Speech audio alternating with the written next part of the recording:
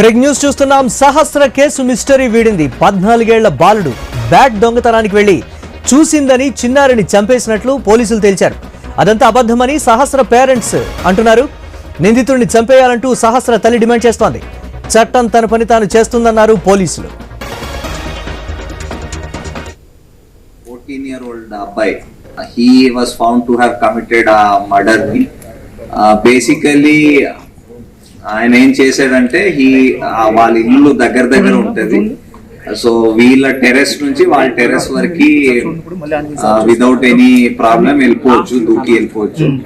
So ఆయన ప్రకారం ఆయన దూకేసి అక్కడ వెళ్ళి ఒక క్రికెట్ బ్యాట్, వాళ్ళ ఇంట్లో ఒక క్రికెట్ బ్యాట్ ఉంటది, ఆ క్రికెట్ బ్యాట్ దొంగతనం చేయడం అని ఆయన దగ్గర పెట్టుకోవడం అని అనుకొని వెళ్ళాడు.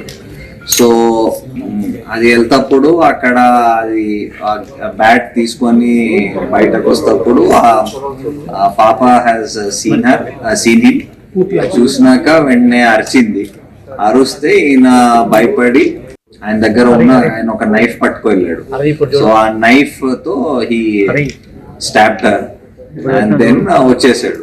అతనికి బేసిక్ గా ఈ ఓటీటీలో, యూట్యూబ్ లో ఈ క్రైమ్ థ్రిల్లర్స్, సస్పెన్స్ మిస్టరీలు చూసే అలవాటు బాగా ఎక్కువగా, దాదాపుగా ఒక 5-6 సంవత్సరాల నుంచి అదే పనిలో ఉన్నాడు. స్కూల్ కూడా ఎక్కువ వెళ్ళేవాడు కాదు. ఎప్పుడు ఏదో ఒక తన ఆలోచనలో తనుండి ఇలా ఊహించుకుంటూ ఉండేవాడు. అతనికి స్కూల్ ఎగ్గొట్టే అలవాటు ఉండేది.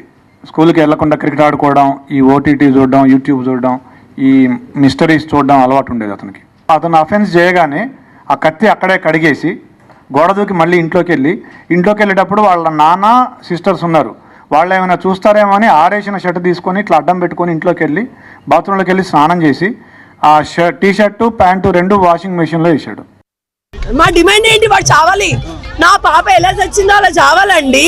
ప్రపంచానికి చూపియండి. మీరు ఆడు చచ్చాడు అని మన చూపియండి. నా ముందు చంపండి, మా ముందు చంపండి, టీవీలో అందరి ముందు చంపండి. అదే డిమాండ్ చేసేది.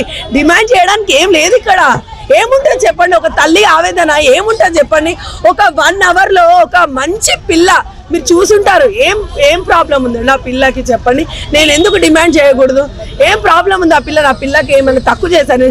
ఎందుకు ఊరుకోవాలండి? ఆ అబ్బాయి అట్లా చేస్తుంటారు. అట్లీస్ట్ ఒక చిన్న బ్యాట్ కోసం చేస్తారా? రేపు చిన్న చాక్లెట్ కోసం కూడా చేస్తారని వదిలేస్తారా? తల్లిదండ్రులకు కూడా శిక్షించాలండి.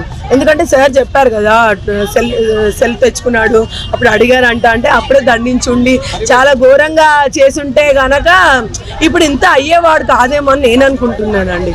ఖచ్చితంగా పేరెంట్స్ కూడా ఉంటుంది, పేరెంట్స్ కూడా శిక్షించాలి.